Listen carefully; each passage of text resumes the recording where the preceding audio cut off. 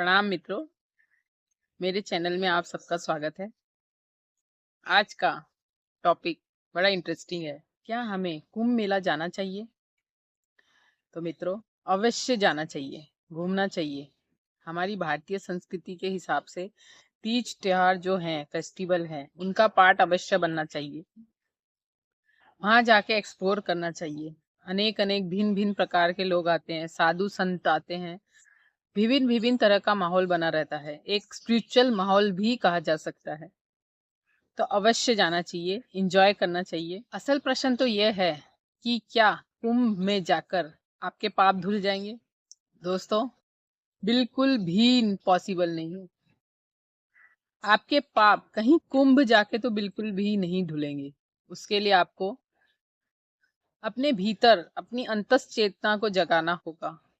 अपने कर्मों, अपने व्यवहार, अपनी वाणी पे ध्यान देना होगा। निरंतर ध्यान की प्रक्रिया से गुजरना होगा। जैसे जैसे आप अपनी गहराई में जाएंगे, उसी हिसाब से आप धीरे धीरे धीरे इस कर्म जाल से मुक्त होने लगेंगे। सदियों से हमारी परंपरा चली आ रही है कि गंगा स्नान कर लो, पाप धुल जाएंगे, या फिर कहीं तीर्थ स्थान चले जाओ। अब आप खुद सोचिए कि हम पाप खुद कर रहे, गंगा का पानी किस तरह हमारे पाप धोएगा? अगर ऐसा ही होता तो इंसान को कोई मशक्कत करने की जरूरत ही नहीं होती। अनगिनत साधु संत तपस्या में रत हैं। अगर ऐसा होता तो वो क्यों अपना जीवन पूरा साधना में व्यतीत करते? यह बिल्कुल नामुमकिन है।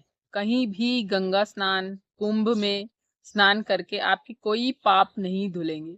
यह भी प्रश्न उठता है कि क्या कुंभ जाकर, कहीं तीर्थ स्थान में जाकर आपको मुक्ति मिलेगी? बड़ा चिंतन मनन वाला विषय है।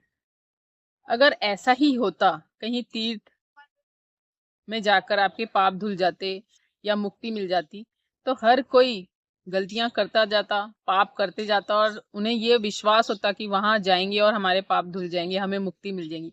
ऐसा बिल्कुल भी नहीं होता। सारे भ्रम, हमारी मान्यताएं, सब यह तोड़कर जब आप ध्यान की प्रक्रिया से गुजरते हैं, एक प्रॉपर जीवन को ध्यान की प्रक्रिया से गुजारते हैं, तो ही आपको चीजें गहराई से समझ आएगी। ना कोई मंदिर, ना कोई मस्जिद, ना ही कोई गुरुद्वारा, और न ही कोई तीर्थ स्थल में जाकर आपके ना ही कर्मों से छुटकारा मिलेगा, न ही कोई आप पाप से मुक्त होंगे, और न ही आपको इस जीवन से मुक्ति मिलेगी। जब तक आप ध्यान साधना में रत नहीं होंगे, कंटिन्यूअस आप चिंतन मनन न करेंगे उस विषय पे, आपको कहीं कोई ना मुक्ति मिलेगी, ना अपने कर्मों से छुटकारा मिलेगा।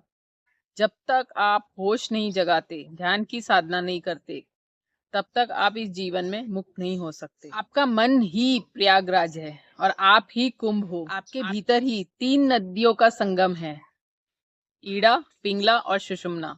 जब तक आप खुद में डुबकी नहीं लगाते, बाहर कुंभ में डुबकी लगाने से सिर्फ शरीर साफ हो सकता है, मन की गहरी परतें बिल्कुल भी नहीं धुलेगी।